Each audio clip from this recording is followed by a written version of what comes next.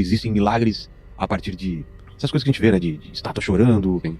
locais que são sagrados e tal. Uhum. E aí, o que falar sobre isso? Isso é difícil, né? Aproveito para obrigado aí pela menção do vídeo aí. É um vídeo curto, né? Curtinho. O pessoal pode entrar no meu Instagram e ver lá, procurar. Olha, Vilela, é o seguinte, lá no Antigo Testamento, o Moisés, ele disse que os ídolos que os pagãos adoravam, na verdade eram demônios. Os demônios estavam por detrás das imagens e dos ídolos. Não era somente um pedaço de pedra, não era um bezerro de ouro. A idolatria tem um componente demoníaco, satânico, porque ela é uma afronta direta a Deus. A imagem é colocada no lugar de Deus. Mesmo que se diga que ela representa Deus, mas ela acaba atraindo a atenção e a devoção do adorador para ela. Mesmo que você faça a diferença entre latria, que é culto a Deus, e dulia, que é serviço aos santos, e você dizer que você presta dulia às imagens e não latria, que é somente a Deus, na prática, a imagem acaba atraindo o foco da adoração. E a pessoa beija aquela imagem, faz orações para aquela imagem, carrega aquela imagem em procissão, tem um zelo por aquela imagem como se fosse uma coisa santa. Então a imagem, a idolatria, ela é um ataque frontal a quem é Deus e ao ser de Deus. E por isso eu creio que a Bíblia fala que a idolatria, por detrás dos ídolos estão os demônios. Então Moisés diz isso no livro de Deuteronômio. Paulo repete isso lá em 1 Coríntios capítulo 10. Ele diz assim: eu quero que vocês saibam que aquilo que os demônios, que os gentios sacrificam, é aos demônios que eles sacrificam. E Paulo estava se referindo aos cultos idolátricos lá na cidade de Corinto, especialmente o templo da grande Afrodite, né? Grande, assim, muito querida e adorada naquela época. E Paulo está dizendo que por detrás do culto a Afrodite, da adoração das imagens e tudo, estão os demônios. Então eu creio que até hoje isso é uma estratégia satânica.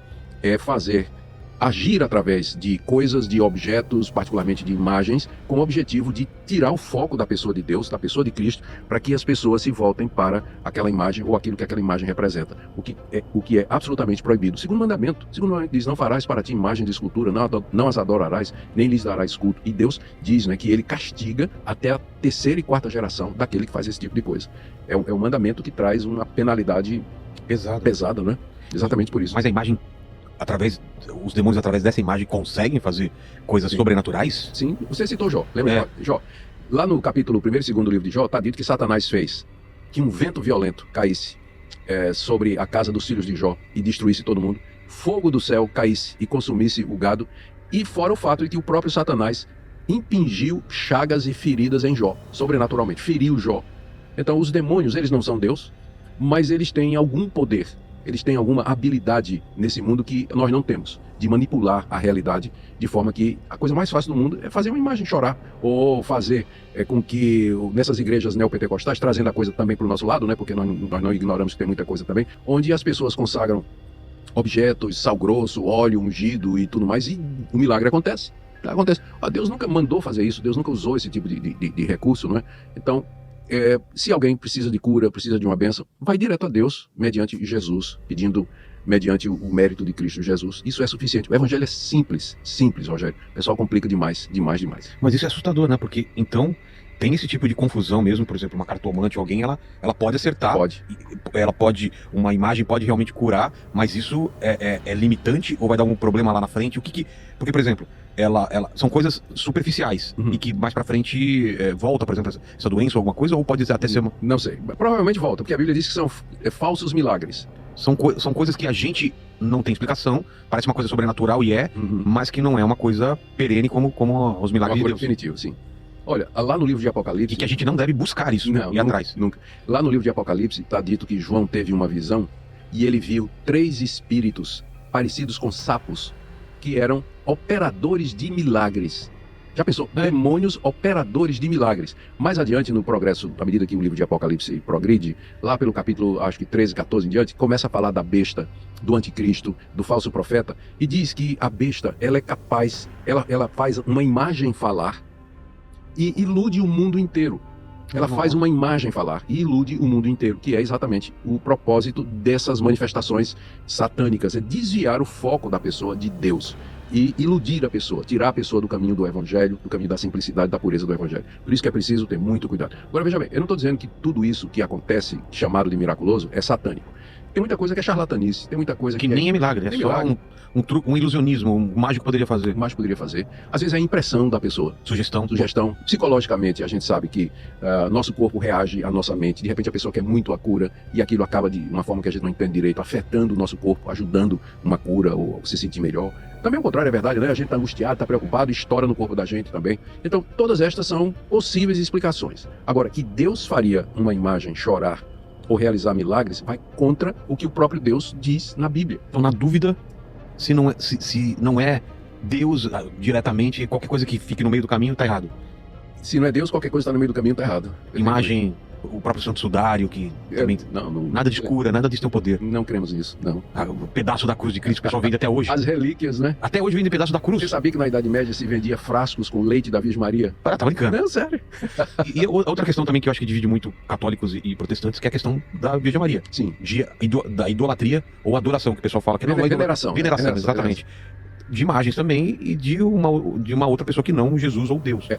E aí? Aí É uma divisão também, é né? uma divisão, e isso aí começou no Concílio de Éfeso, no século IV, que não era nem sobre Maria, Não? não era sobre a pessoa de Jesus. Os arianos estavam negando que Jesus era divino. E aí Quem eram os arianos? Os arianos. Ário era um presbítero que era muito influente naquela época, e ele veio com essa ideia. Como é que explica que Jesus pode ser Deus e pode ser homem ao mesmo tempo? Ele tentou resolver o mistério, lembrando do que a gente falou pouco tempo atrás, né? Ele tentou resolver o mistério anulando a divindade de Cristo, dizendo que Cristo, na verdade, ele não era divino, ou era de uma divindade inferior, mas ele não era o próprio Deus. E aí o Concílio de Éfeso reagiu, chamou o arianismo de heresia, e ele disse que, para afirmar e reforçar que Jesus era verdadeiro Deus e verdadeiro homem, o concílio disse que Maria era a mãe de Deus, ou seja, aquele ser que estava no ventre de Maria era tanto divino quanto humano, ou melhor dizendo, tanto humano quanto divino, a ponto de que Maria era a mãe de Deus. Só que eu creio que eles queriam dizer que Maria era a portadora do Deus homem. A palavra que eles usaram é Theotokos, a palavra que significa que gerou a mãe de Deus, trouxe confusão. Porque Maria não é mãe de Deus. Deus não é gerado. Ela é a portadora. Ela foi aquela que foi escolhida para, no seu ventre, ter gerado o Deus homem, o Espírito Santo ter gerado o Deus homem no ventre dela.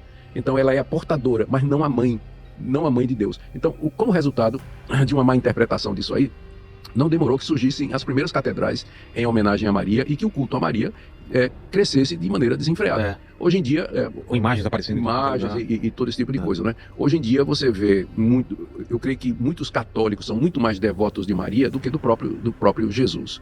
E eles acusam os protestantes de não gostarem de Maria. Isso não é verdade. Maria era uma mulher piedosa, era uma jovem judia, escolhida por Deus para ser a portadora do seu filho. E nós a vemos como isso, mas nada mais do que isso. Tem nada na Bíblia. Por exemplo, os dois últimos dogmas do Vaticano, que Maria nasceu virgem.